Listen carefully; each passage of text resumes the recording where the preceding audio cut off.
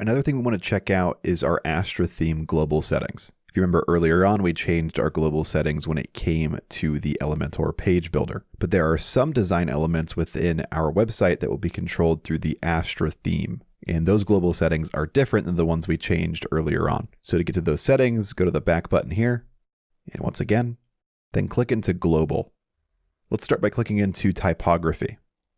Right now you can see that the body font and headings font are using different fonts than the Poppins font I chose earlier. So I'm going to go through all of these and change these from DM Sans or whatever font they are to Poppins. Go here and type in the font that I'm looking for, and there it is there. Now I'm going to go through and do this for the rest of the fonts here within my global settings. Now I've gone through and changed out all of the fonts here within my global settings. Now throughout our entire website, only one font will be used. It's going to make everything look really cohesive. Now I'm going to go back and click into colors. Now here you can change up your color palette. Right now on our homepage, we can't actually see any of the colors that these global settings are controlling. So for example here, let's click into a product page.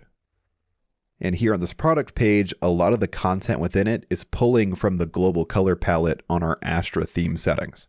So for example here, all of our body text is using this gray color. If I don't want that to be the case, then I can click on the color here and I could change it to black.